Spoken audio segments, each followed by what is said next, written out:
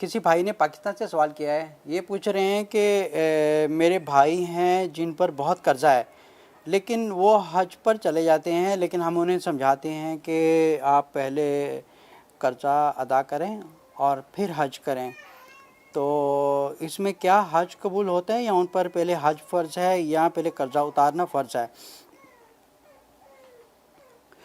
میرے بھائی دیکھیں، اگر حج نہ بھی پڑھیں گے نا، لیکن اگر آپ کی نیت ہے تو ان کے ثواب میں یہ چیز لکھی جاتی ہے، کیونکہ انہوں نے ایک نیت کی ہوئی ہے حج کی۔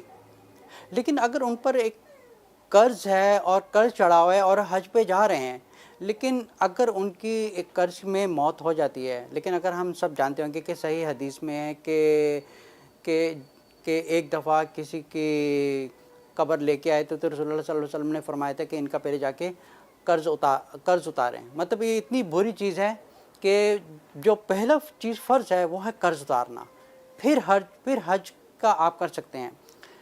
لیکن اگر آپ پر قرض ہے اور آپ حج پر جا رہے ہیں، اگر خدا نخواستہ اگر آپ کو حج پر ہی موت ہو جاتی ہے، تو آپ سمجھیں کہ آپ پر جو قرض ہے آپ کو اس کا بھی گناہ چڑھے گا، اور قیامت والے دن آپ کو پہلے اس کا حساب دینا پڑے گا۔ لیکن اگر آپ کی نیت حج کی ہے، لیکن آپ قرضے کی وجہ سے حج نہیں کرنے پا رہے، تو پھر آپ کا حج قبول ہو جائے گا آپ کی نیت کی وجہ سے، کیونکہ نیت کی وجہ سے آپ قیامت والے دن حاجیوں میں ہی کھڑے ہوں گے۔ لیکن اگر آپ پر قرض ہے اور پھر آپ حج پر جا رہے ہیں تو یہ ٹوٹلی پورا ہی غلط ہے۔ آپ اس کو ثواب کی نیت سے کر رہے ہیں، لیکن آپ اپنے آپ کو ایک مصیبت میں ڈال رہے ہیں۔